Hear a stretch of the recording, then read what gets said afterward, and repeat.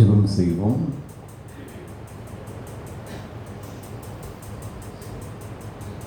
அல்லேலூயா. கர்த்தரை துதியுங்கள். அவர் நல்லவர், அவர் கிருபை என்றும் உள்ளது.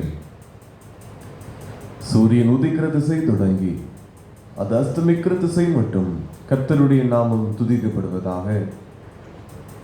அன்பின் பரலோக பிதாவே, இந்த மன மகிழ்ச்சியான இந்த காலை வேளைக்காய் தேவனுக்கு நன்றி செலுத்துகிறோம்.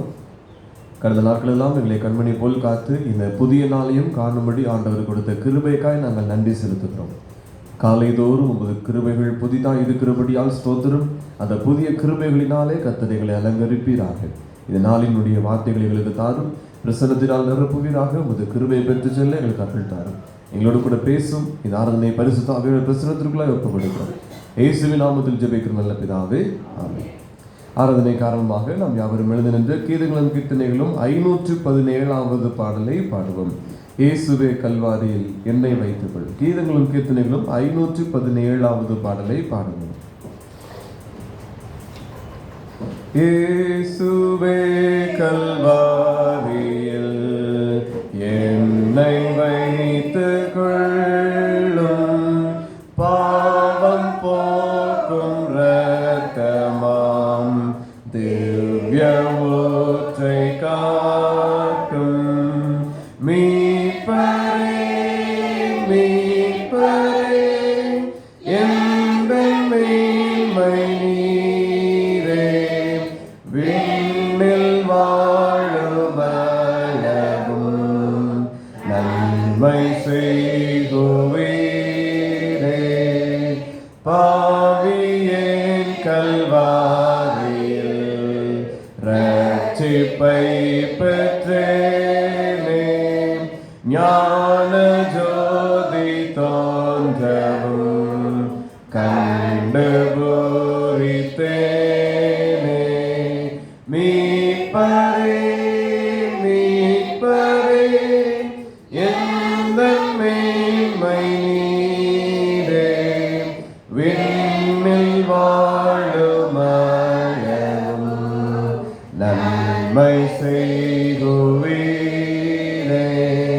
இரட்சகா கல்வாரியில் காட்சி கண்டோனாக, பக்தியோடு ஜீவிக்க என்னை ஆழ்வீராக.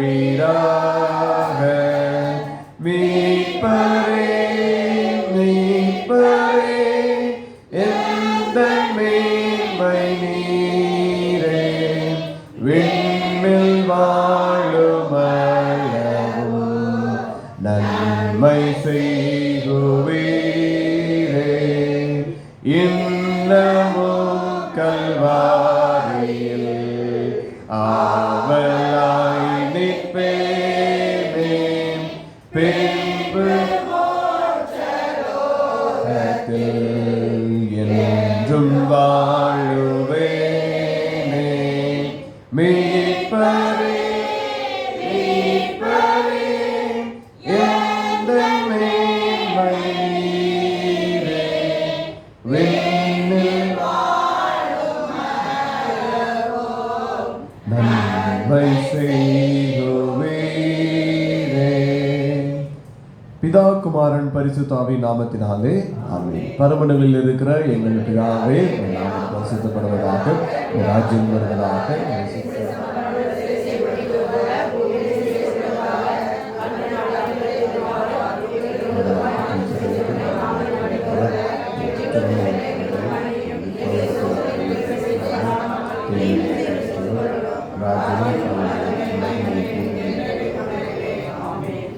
சங்கீதம் 51 முறை முறையாக நாம் வாசிப்போம். சங்கீதம் 51. தேவனே, உமது கிருபையின்படி எனக்கு இரங்கும், மிகுந்த இரக்கங்களின்படி என் மீறுதல்கள் நீங்க என்னை சுத்திகரியும். என் மீறுதல்களை நான் அறிந்திருக்கிறேன், என் பாவம் எப்பொழுதும் எனக்கு முன்பாக நிற்கிறது.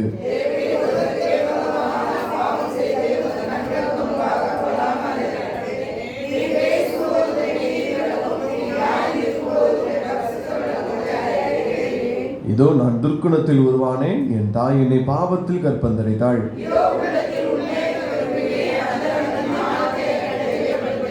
நீர் என்னை ஈசோப்பினால் சுத்திகரியும், அப்பொழுது நான் சுத்தமாவேன். என்னை கழுவி எறலும், அப்பொழுது நான் உறைந்த மலையிலும் வெண்மையாவேன்.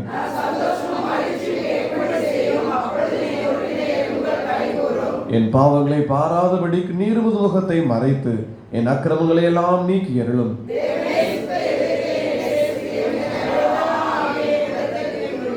உமது சமூகத்தை விட்டு என்னை தள்ளாமலும் உமது பரிசுத்த ஆவியை என்னிடத்திலிருந்து எடுத்துக்கொள்ளாமலும் இரும்.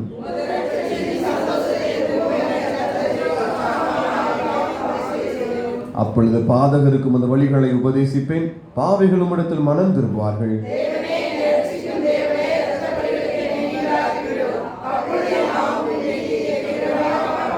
ஆண்டவரே, என் உதடுகளை திறந்தருளும், அப்பொழுது என் வாய்மொழி புகழை அறிவிக்கும்.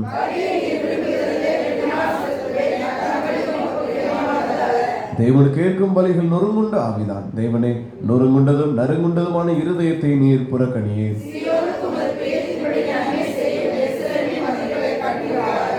சேர்ந்து வாசிப்போம். அப்பொழுது தகன பலியும் சர்வாங்க தகன பலியும் ஆகிய நீதியின் பலிகளில் பிரியப்படுவேன். அப்பொழுது காலைகளை பலியிடுவார்கள். பிதாவுக்கும் குமாரனுக்கும் பரிசுத்த ஆவிக்கும் மகிமை உண்டாவதாக.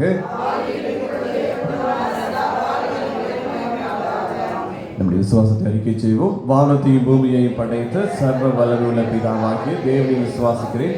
அவருடைய ஒரே குமாரனாக நம்முடைய இயேசு கிறிஸ்துவை விசுவாசிக்கிறேன். அவர் பரிசுத்தாவினாலே தன்னுடைய பிறந்தார். குந்திராத்தின் காலத்தில் பாடுபட்டு சிறிது அறையுண்டு மறைத்து அடக்கமனப்பட்டு பாதாளத்தில் இறங்கினார்.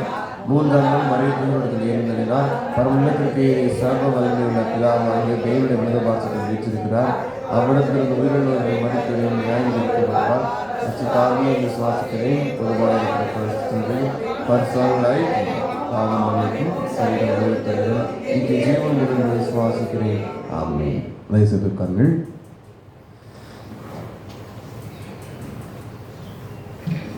அறிவிப்பு. இன்று மதியம் 12 மணிக்கு பெண்கள் ஐக்கிய சங்க ஜெப கூடுகை திருமதி கனகாபாய்க்கிறாங்க நம்முடைய இல்லத்திலே நடைபெறும். பெண்கள் அனைவரும் தவறாது கலந்து கொள்ள நினைவுபடுத்துகிறோம்.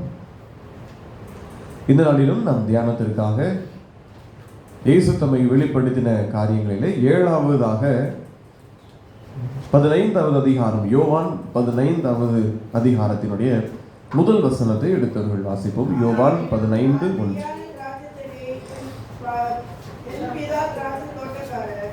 5ஆம் வசனம்.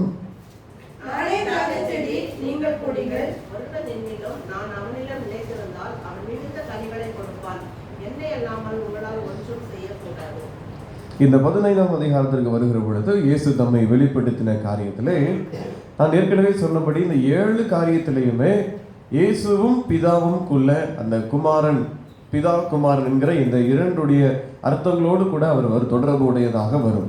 அதில் ஒவ்வொன்றையும் நாம் பார்த்து வருகிறோம். ஆகவே இதிலையும் பார்க்கிற பொழுது இதில் இன்னும் அதிகமாய் சொல்கிறார், நான் மெய்யான திராட்சை செடி, என் பிதா திராட்சை தோட்டக்காரன். தன்னையும் வெளிப்படுத்துகிறார், பிதாவையும் அங்கே வெளிப்படுத்துகிற காரியத்தை நானும் பிதாவும் ஒன்றாய் இருக்கிறோம் என்பதையும் அங்கே சொல்லுகிறதை நாம் பார்க்கலாம். 5ஆம் வசனத்தை சொல்கிறார், இதுவரைக்கும் ஒருவேளை இந்த 6 காரியத்தில் வருகிற பொழுது ஒரு இடத்துல மாத்திரம்தான் நான் என்று சொன்னார். அதுவரைக்கும் நானே என்று சொன்னவர் ஒளியா இருக்கிறேன் மாத்திரம் நான் ஒளியா இருக்கிறேன் என்று சொல்லி அந்த ஒளியை நமக்குள் இருக்கிறதாயும் இந்த உலகத்திற்குள் நாம் ஒளியை பிரகாசிக்க வேண்டும் என்பதாயும் சொன்னார்.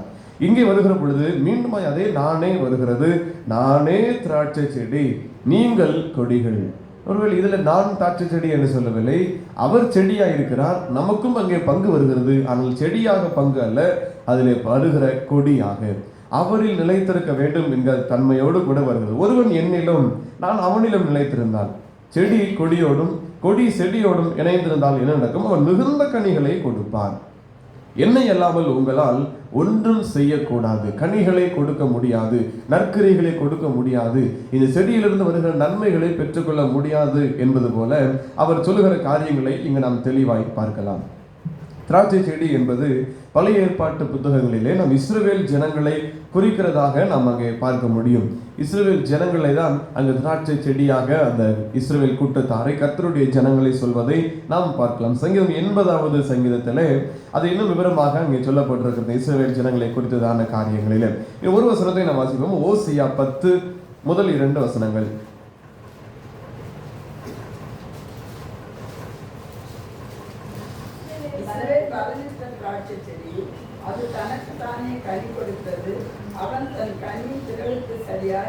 பலிபீடங்களை திரளாக்குகிறான். தங்கள் தேசத்தின் செழிப்புக்கு சரியாய் சிறப்பான சிலைகளை செய்கிறார்கள். அவர்கள் இருதயம் பிரிக்கப்பட்டிருக்கிறது. இப்போதும் குற்றம் சுமத்தப்படுவார்கள். இவர்கள் பலிபீடங்களை இடித்து அவர்கள் சிலைகளை நாசமாக்குவார். ஆகவே இங்கு முதல் காரியத்திலே நாம் பார்க்கிறோம் இஸ்ரவேல் பலனற்ற திராட்சை செடி. இஸ்ரவேலை குறித்து திராட்சை செடியாக எரேமியாவிலும் பார்க்கிறோம் 2ஆம் அதிகாரத்தினுடைய 21ஆம் வசனத்திலே அவர் இந்த திராட்சை செடிக்கு இஸ்ரவேலை ஒப்பிட்டு அவர்கள் இப்படி பேசுகிறதாக நாம் பார்க்கலாம். ஆகவே இன்னும் தொடர்ச்சியை பார்க்கிற பொழுது நானே இந்த திராட்சை செடி என்று சொல்லிவிட்டார். இதற்கு முன்பதாக இருந்தவர்கள் திராட்சை செடியாய் வாழ்ந்து காண்பிக்க வேண்டியவர்கள் தங்கள் அக்கிரமங்களிலும் பாவங்களிலும் செய்து போனார்கள். அந்த அதை வாசித்த வேத பகுதியிலே வாசிக்கிறார்கள். சிறப்பான அவர்கள் சிலைகளை செய்கிறார்கள். அதனாலே அவர்களுடைய பீடங்களை இடித்து நான் சிலைகளை தகர்த்து நாசமாக்குவேன் என்று கர்த்தருடைய கோபம் வருகிறதை பார்க்கலாம். திராட்சை செடியாய் இருந்தவர்கள் அவர்கள் சரியாய் நிலைத்திருக்கவில்லை. சரியான கனியும் அவர்கள் கொடுக்கவில்லை. அவர்கள் கெட்ட கனிகளை கொடுத்தார்கள். ஆகவே அவர்கள் வெட்டுண்டு போனார்கள் என்பதையும் நாம் அங்கே பார்க்கலாம். ஆகவே கனி என்றால் ரட்சிப்பா, கர்த்தர் அருளுகிற ரட்சிப்பா என்று சொல்லி நாம் பார்த்தால் அது ரட்சிப்பை குறிக்கவில்லை. மாறாக மத்தேயு 3ஆம் அதிகாரத்தினுடைய 8வது வசனம், மத்தேயு 3:8.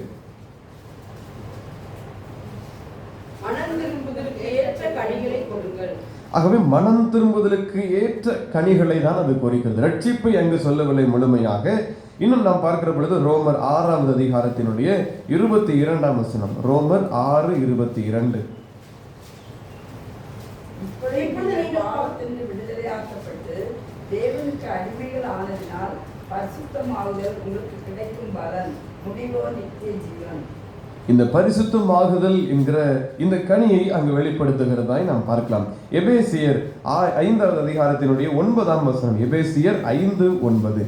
ஆவியின் கனி சகல நற்குணத்திலும் நீதியிலும் உண்மையிலும் விளங்கும் என்று பார்க்கலாம். ஆவியின் கனி சகல நற்குணம் நீதி இவைகளில் விளங்கும் என்பதாய் பார்க்கலாம். இன்னும் கலாத்தியர் 5ஆம் அதிகாரம் நாம் எல்லாம் அறிந்த ஒரு பகுதி தான். கலாத்தியர் 5ஆம் அதிகாரத்தின் 22, 23 வசனத்தில் நாம் அறிந்திருக்கிறோம். ஆவியின் கனி 9, அன்பு, சந்தோஷம், சமாதானம், நீடிய பொறுமை, தயவு, நற்குணம், விசுவாசம், சாந்தம், இச்சையடக்கம். இந்த 9 கனிகளை குறித்தும் நாம் பார்க்கிறோம். இன்னும் பிலிப்பியர் 1ஆம் அதிகாரம் 11ஆம் வசனம்,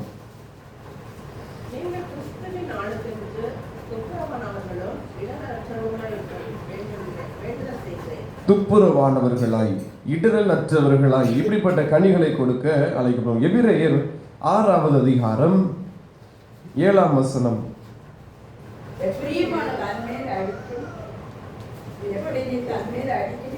மழை குடித்து தன்னிடத்தில் பயிர்களுக்கு ஏற்ற பயிரை விளைவிக்கும் நிலமானது தேவனால் ஆசீர்வாதம் பெறும். அந்த 10ஆம் வசனம் வரைக்கும் நம்ம அப்படியே வாசித்துக் கொண்டு வருகிற பொழுது அதிலே கனிகள் கொடுக்கப்பட்டிருக்கிறது. பரிசுத்தமாய் வாழுகிற காரியங்களும் இந்த கர்த்தருக்கென்று கனி கொடுக்கிற காரியங்களும் அதில் தொடர்ச்சியாய் சொல்லப்படுகிறது. கடைசியாக நீதிமொழிகள் 11:30.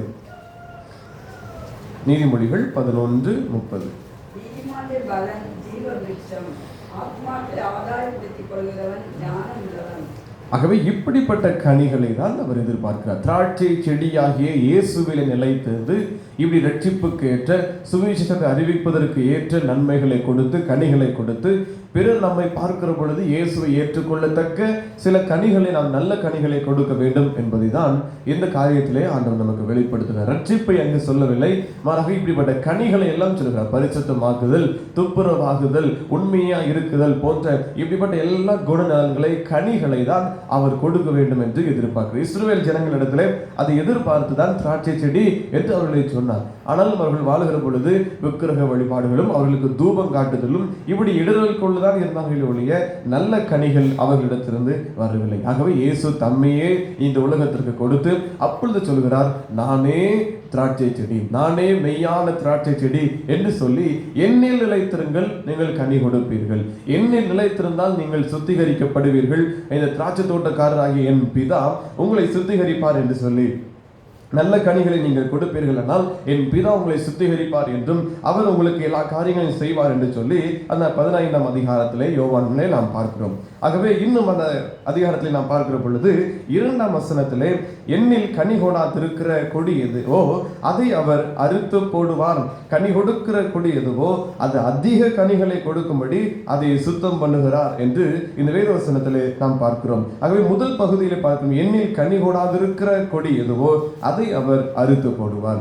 இந்த கனி கொடாத காரியங்களை அறுத்து போடுவார் என்று சொன்னதும் அது ரட்சிப்பை நாம் இழந்து விடுவோமோ என்று சொல்லி நாம் நினைக்க வேண்டியதில்லை. அவர் அறுத்து போடுகிறது என்றால் நாம் நிச்சயமாய் கனி கொடுக்க வேண்டும், இல்லை என்றால் ரட்சிப்பை இழந்து விடுவோமோ என்று சொல்லி நாம் அங்கே பார்க்க வேண்டியதில்லை. 5ஆம் அதிகாரத்தினுடைய 24ஆம் வசனம், யோவான் 5:24 நாம் படிக்கிற பொழுது, நித்திய ஜீவனை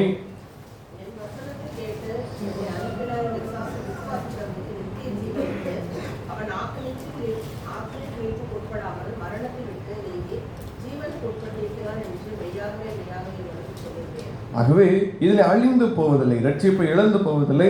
நான் அங்கே நித்திய ஜீவனை கொடுக்கும்படிக்கே வந்தேன், அழிந்து போவதில்லை. கனி கொடுக்கவில்லை என்றால் நீங்கள் அறுப்புண்டு போவீர்கள் உண்மைதான், ஆனால் அறுப்புண்டு போகிறதினாலே நீங்கள் முற்றிலுமே அழிந்து போவீர்கள் என்று அல்ல, உங்களுக்கும் வாழ்வு நித்திய ஜீவனை நான் கொடுப்பதற்காக தான் வந்தேன் என்று சொல்கிறார். அதே 6ஆம் அதிகாரம் யோவான் 37ஆம் வசனத்திலே நாம் பார்க்கிறோம். இன்னும் 51, 56 இந்த வசனங்கள் எல்லாம் பார்க்கிற பொழுது, என்னை விசுவாசிக்கிறவன், என்னை கூப்பிடுகிறவன், இந்த வார்த்தையை விசுவாசிக்கிறவன், அவனுக்கு நித்திய ஜீவன் உண்டு, அவன் சாவதில்லை, அவன் அழிந்து போவதில்லை, நான் அவனை மீண்டும் எழுப்புவேன் என்று சொல்லி ஜீவ தண்ணீரை அவனுக்குள்ள வைத்திருக்கிறேன் என்று கர்த்தர் சொல்லுகிறதை பார்க்கலாம். அப்படி என்றால் இந்த அறுத்து போடுகிறேன் என்று சொன்னபோது அங்கே அது எப்படி நடக்கும், அது எந்த இடத்தில் நடக்கும், எதற்காக நடக்கும், அதையெல்லாம் அங்கு விவரமாய் சொல்லப்படவில்லை. ஆகவே இதற்கு எடுத்துக்காட்டு என்று சொல்ல வேண்டுமானால் 6ஆம் அதிகாரத்தினுடைய 70, 71 வசனங்களை நாம் பார்க்கலாம்.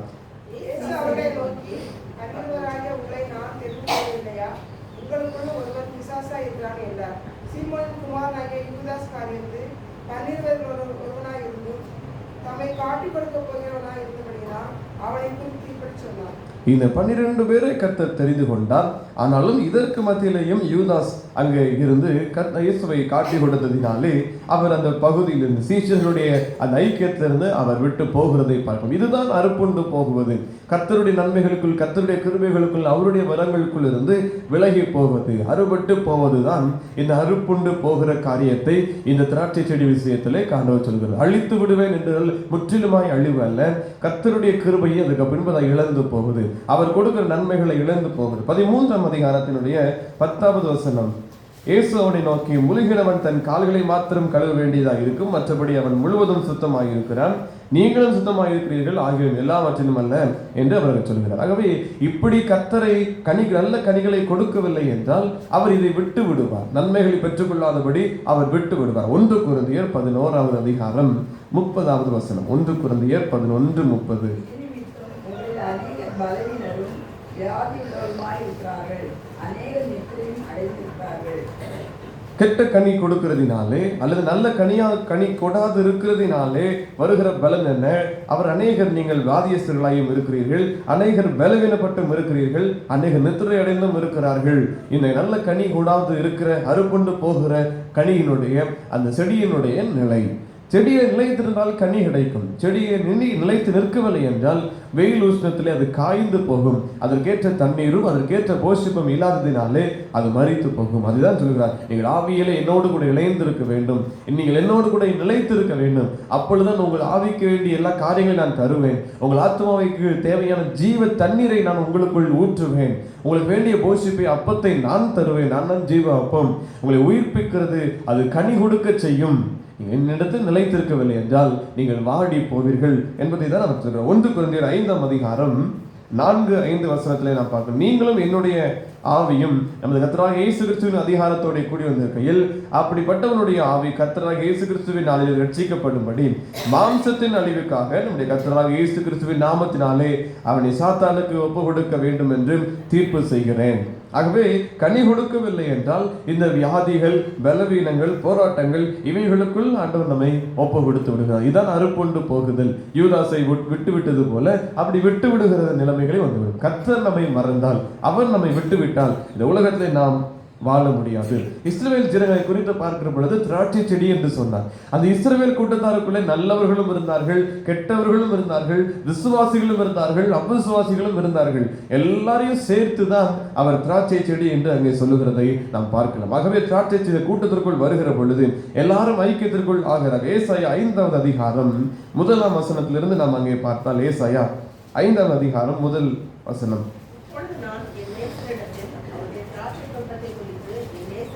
ஒரு பாட்டை பாடுவேன். என் நேசருக்கு மகா செழிப்பான வீட்டிலே ஒரு திராட்சை தோட்டம் உண்டு.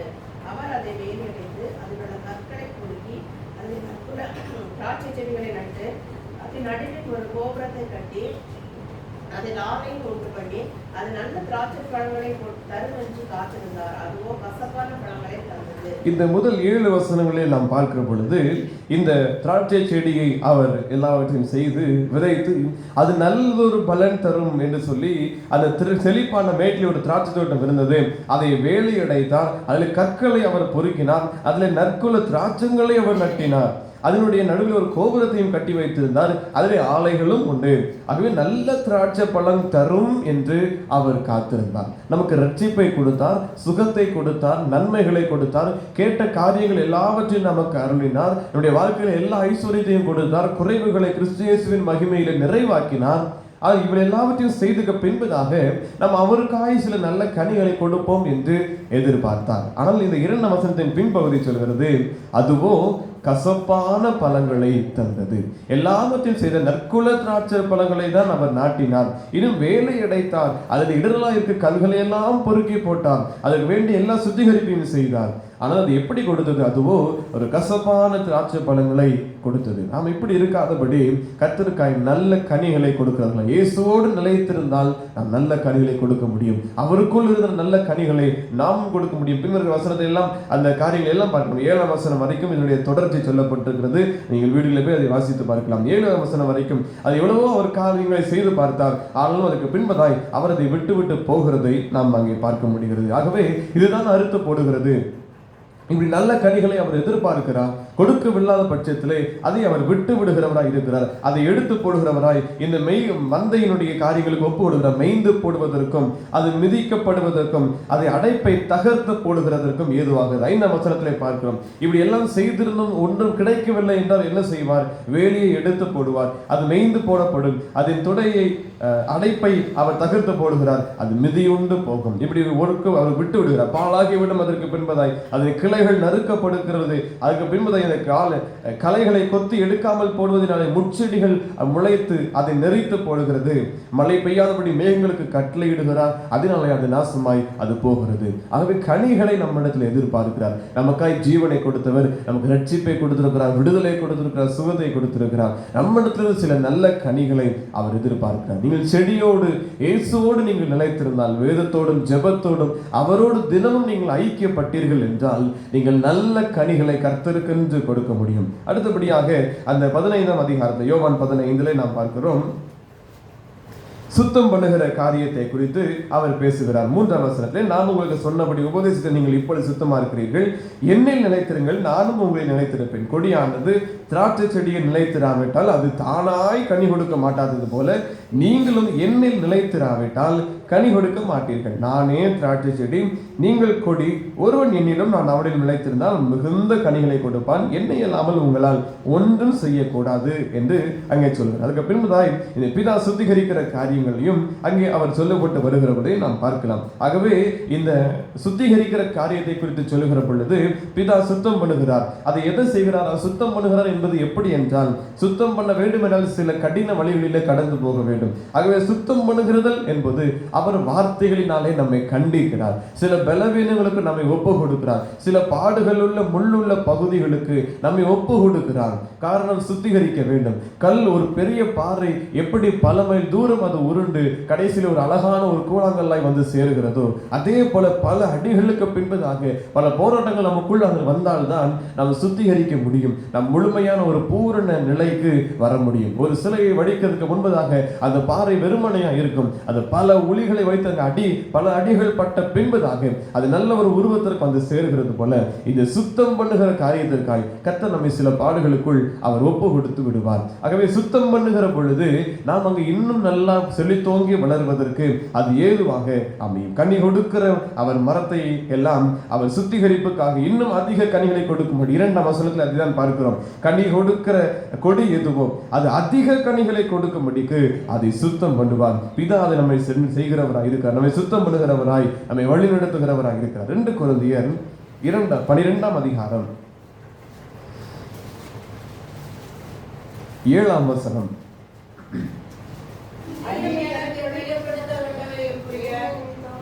நான் என்னை உயர்த்தாதபடிக்கு என் மாம்சத்திலே ஒரு முள் கொடுக்கப்பட்டிருக்கிறது.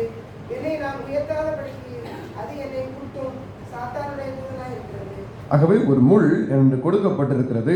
நான் அந்த எல்லையை தாண்டாதபடிக்கு, நான் என்னை தானே உயர்த்தாதபடிக்கு, என்னை குட்டும்படிக்கு அந்த முள் கொடுக்கப்பட்டிருக்கிறது என்று பவுல் எழுதுகிறதை பார்க்கலாம். ஆகவே சுத்தம் பண்ணும்படிக்கு சில முள்ளை கர்த்தர் நமக்கு அனுமதிக்கிறார். பின் தொடர்ச்சி வசிக்கிற பொழுது அது என்னை விட்டு நீங்கும்படிக்கு நான் 3 தரம் கர்த்தரிடத்தில் வேண்டிக் கொள்கிறார். என்ன சொல்கிறார்? என் கிருபை உனக்கு போதும், பலவீனத்தில் என் பலன் பூரணமாய் விலகும் என்று சொல்லி. ஆகையால் கிறிஸ்துவின் வல்லமை என்மேல் தங்கும்படி என் பலவீனங்களை குறித்து நான் மிகவும் சந்தோஷமாய் மேன்மை பாராட்டுவேன். காரணம், எப்படியானாலும் நான் செடியோடு தான் நிலைத்திருக்கிறேன். ஆகவே செடியிலிருந்து சகல நன்மைகளும் எனக்கு கிடைக்கும். செடியிலிருந்து எனக்கு பலன் உண்டு. நான் நிச்சயமாய் கனி கொடுப்பேன். இப்படிப்பட்ட பாடுகள் வருகிறது என்றால் எனக்கு சுத்திகரிப்பை செய்கிறார் என்று அர்த்தம். இன்னும் அதுக்கு 12ஆம் வசனம் வரைக்கும் இந்த காரியங்களை தொடர்ச்சியை நாம் பார்க்கலாம். அந்த 12ஆம் அதிகாரத்தினுடைய 12ஆம் வசனம் வரைக்கும் அவங்க படிக்கிற பொழுது சுத்தம் பண்ணுகிற காரியத்திற்காய் கர்த்தர் நம்மை எப்படியெல்லாம் ஒப்பு கொடுக்கிறார் என்பதை அங்கு அவர் எழுதி கொண்டு வருகிறார். எபிரேயர் 12வது அதிகாரம் 4ஆம் வசனம்.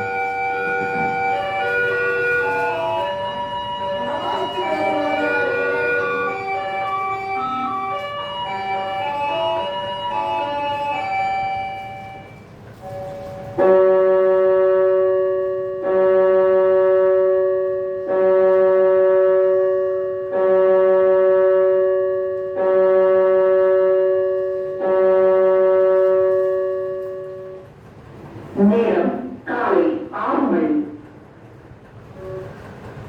மாறுபாடான இருதயம் உள்ளவன் நன்மையை கண்டடைவதில்லை. புறத்து நான் உள்ளவன் தீமையில் விழுவான். நீதிமொழிகள் 17ஆம் அதிகாரம் 20ஆம் வசனம்.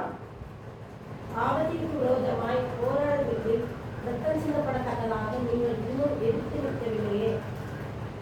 இன்னும் தொடர்ச்சியாக நாம் 11ஆம் வசனம் வரைக்கும் அங்கே வாசிக்கிற பொழுது அந்த 5ஆம் வசனத்தில், என் மகனே, கர்த்தருடைய சிற்சி அற்பமாக எண்ணாதே, அவரால் கடிந்து கொள்ளப்படும் போது சோர்ந்து போகாது. அவர் இப்படி ஒப்பு கொடுக்கிறார். திராட்சை செடி அது நல்ல இன்னும் அதிக கனிகளை கொடுக்க வேண்டும். கனி கொடுக்கிறது இல்லை என்று அல்ல, இன்னும் அதிக கனிகளை கொடுக்க வேண்டும் என்பதற்காக பிதா சுத்திகரிக்கிறார். என்று எப்படி சுத்திகரிக்கிறாராம்? சில சிற்சைகளுக்குள் ஒப்பு கொடுக்கிறார். அவர் கடிந்து கொள்ளும் போது நீ இப்படி நீ செய்து விட்டாரே என்று சோர்ந்து போக வேண்டாம், திராட்சை செடியோடு நீ நிலைத்திருக்கிறார், இன்னும் அதிக கனிகளை கொடுக்கும்படி நான் சுத்திகரிக்கிறேன் என்று அவர் சொல்கிறார். அதுக்கு அடுத்த வசனத்தை பார்க்கிறோம். தாம் சேர்த்து கொள்கிற எந்த மகனையும் தண்டிக்கிறார் என்று பிள்ளைகளுக்கு சொல்லுகிறது போல உங்களுக்கும் சொல்லுகிற புத்திமதியை மறந்தீர்கள் என்று சொல்லி கர்த்தர் எவனிடத்தில் அன்பு கூறுகிறாரோ அவனை அவர் சிற்றிக்கிறார். ஆகவே சேர்த்துக் கொள்கிற மகனை தகப்பன் சிற்றிக்கிறது போல அவரும் சிற்றிக்கிறார். நீங்கள் அவரோடு கூட சேர்ந்திருந்தால், நீங்கள் அவரோடு கூட ஐக்கியப்பட்டிருந்தால் நீங்கள் இன்னும் பரிசுத்தமாய் மாற வேண்டும், இன்னும் நீங்கள் கர்த்தருக்குள் வளர வேண்டும், அதிக கனிகளை கொடுக்க வேண்டும் என்று அவர் சில சுத்திகரிப்புக்குள் நம்மை ஒப்பு கொடுப்பார். ஆகவே இப்படி செய்து விட்டாரே என்று போய்விடக்கூடாது. அடுத்த 7ஆம் வசனத்தை, நீங்கள் சிற்சையை சகிக்கிறவர்களாய் இருந்தால் தேவன் உங்களை புத்திரராக எண்ணி நடத்துகிறார். தகப்பன் சிற்சியாத புத்திரன் உண்டோ என்று பார்க்கணும். ஆகவே நீங்கள் சிற்சிகளை சகிக்கிறவர்களாய் இருந்தால் உங்களை தேவர் புத்திரன் என்று அவர் எண்ணுவார். என்னுடைய பிள்ளை என்று உங்களை இன்னும் அதிகமாய் சேர்த்துக் கொள்வார். தகப்பன் தன்னுடைய மகனை சிற்றிக்கிறான் என்றால் அவனை அடித்து துரத்த வேண்டும் என்பதற்காக அல்ல, அவனை சீர்படுத்த வேண்டும் என்று அவன் மீது அன்பா இருக்கிறபடியினாலே, தன் மகனை அவன் அணைக்கிறதினாலே அவன் சிற்றிக்கிறான். ஆகவே கர்த்தரும் இதே போல நம்மை சிற்றிக்கிறார் என்றால் நம் மனம் மாறுவதற்கு, சில காரியங்களை விட்டு ஓய்வதற்கு என்று நாம் புரிந்து கொள்ள வேண்டும். சில பலவீனங்களை, சில கஷ்டங்களை, சில குழப்பங்கள் நமக்குள் வருகிறது என்றால் கர்த்தர் நம்மை சிற்றிக்கிறார் என்று அர்த்தம். அவர் நம்மை சரி செய்வதற்காய், சுத்தம் பண்ணுவதற்காய், நாம் இன்னும் கர்த்தருக்காய் அதிக கனிகளை கொடுக்கும்படி அவர் நம்மை சரி செய்கிறார் என்று அர்த்தம். காரணம், அவரே மெய்யான திராட்சை செடியாக இருக்கிறார். 11ஆம் வசனம் வரைக்கும் நீங்கள் வயசில் வாசித்தால் இந்த காரியங்கள் எல்லாம் அங்கே சொல்லப்பட்டிருக்கிறது. ஆகவே எப்படி நாம் வாழ வேண்டும் என்பதையும் கர்த்தர் அதற்கு எப்படி நம்மை சரி செய்கிறார் என்பதையும் அந்த அதிகாரத்திலே நாம் பார்க்கலாம். 1 பேதுரு 1ஆம் அதிகாரம் 22ஆம் வசனம். 1 பேதுரு 1:22.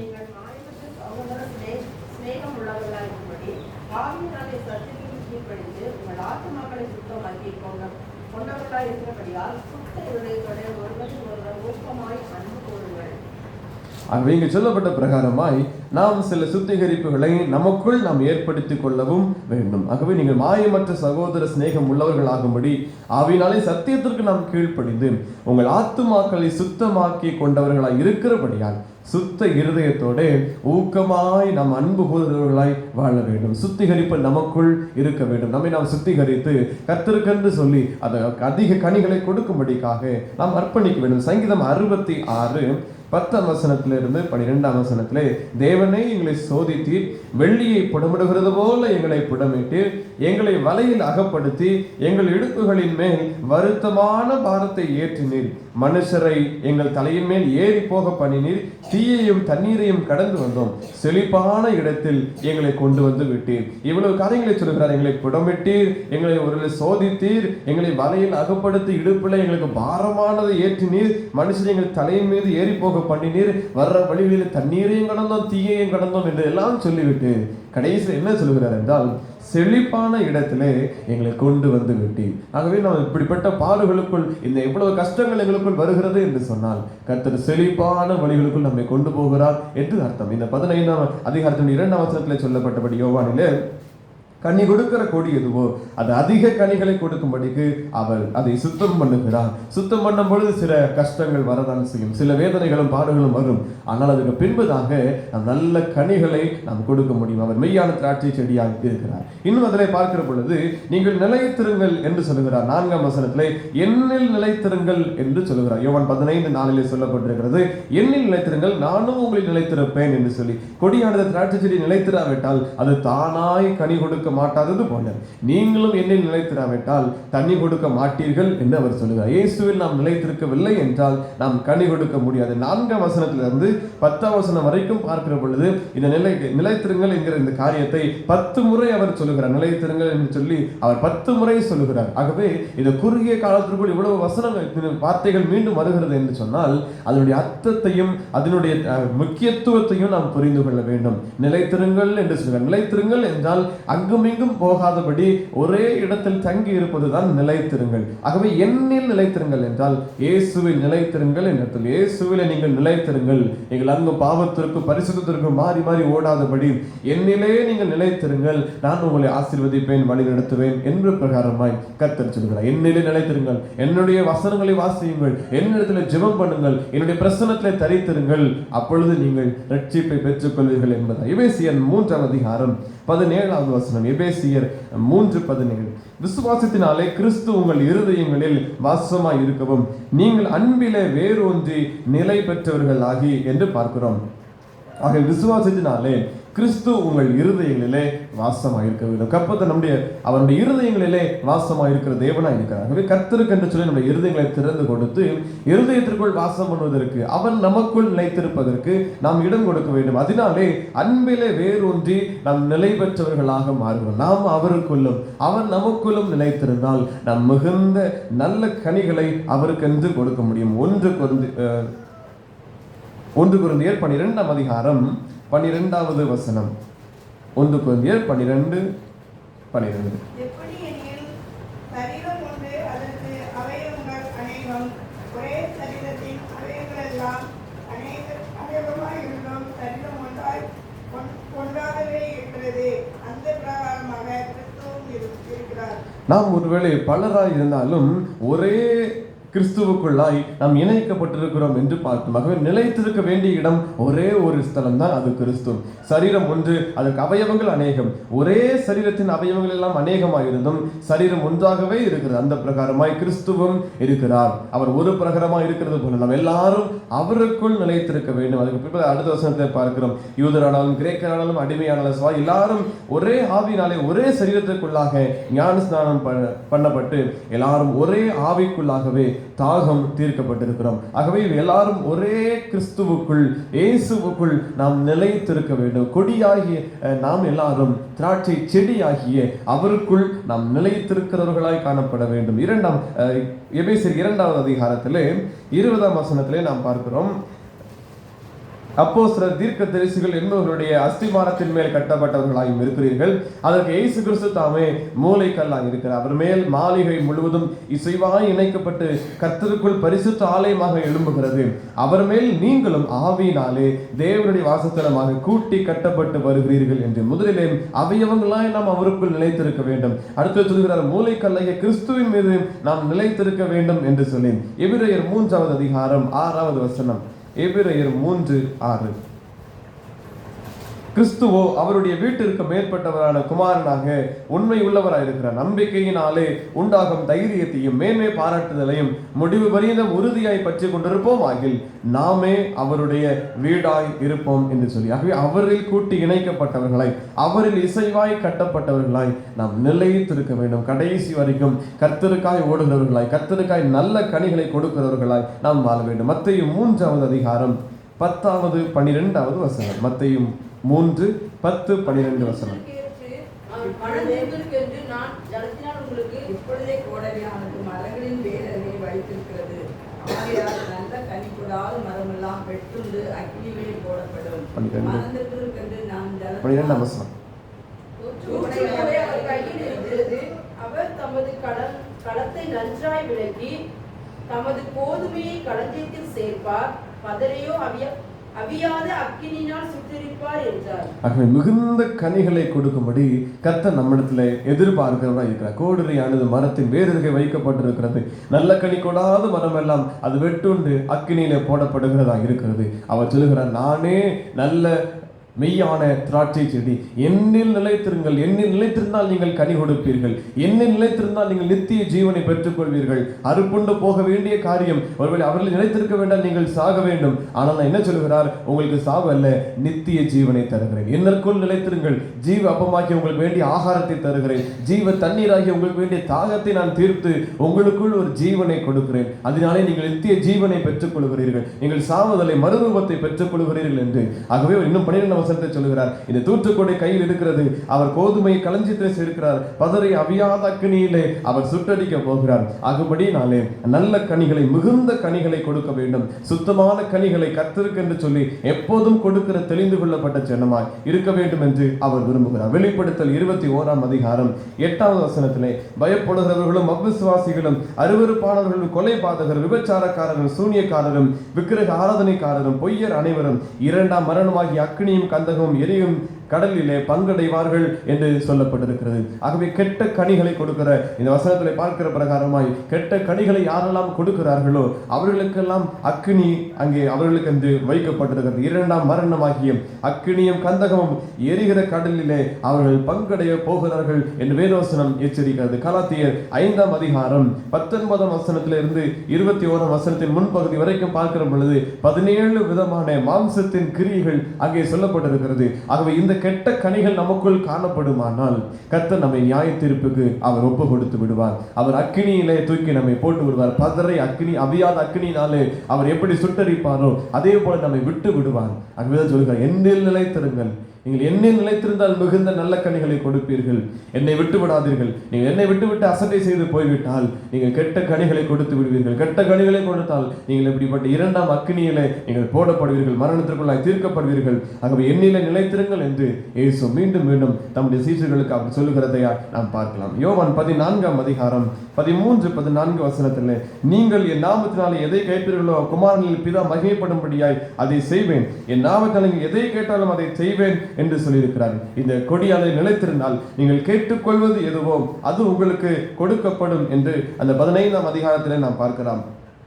அவருக்குள் நாம் நிலைத்திருக்கிற பொழுது, அவருடைய வார்த்தையில் நாம் நிலைத்திருந்தால், 7ஆம் வசனம், நீங்கள் என்னிலும் என் வார்த்தை உங்களிலும் நிலைத்திருந்தால் நீங்கள் கேட்டுக்கொள்வது எதுவோ அது உங்களுக்கு கொடுக்கப்படும். இது 14ஆம் அதிகாரத்தின் 13-14 வசனத்திலே பார்த்த பிரகாரமாய் குமாரனில் மகிமைப்படும்படி இயேசுவின் நாமத்திலே நீங்கள் எதை கேட்டாலும் தருவார். அதுக்கு என்ன செய்ய வேண்டும்? நாம் அவரிலும் அவருடைய வார்த்தை நம்மிலும் நிலைத்திருந்தால், வேத வசனம் உங்களுக்குள் இருந்தால், நீங்கள் எதை கேட்டாலும் பிதா மகிமைப்படும்படி இயேசுவின் நாமத்தினாலே கேட்டால் அதை உங்களுக்கு நிச்சயமாய் அவர் தருகிறவராக இருக்கிறார். சங்கீதம் 37:4 வசனத்தை வாசிப்போம். சங்கீதம் 37:4.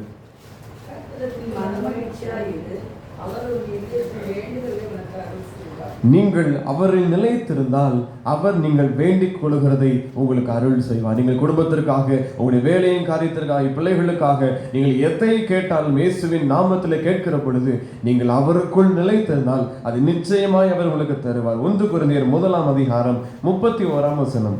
1 கொரிந்தியர் 1ஆம் அதிகாரம் 31ஆம் வசனம்.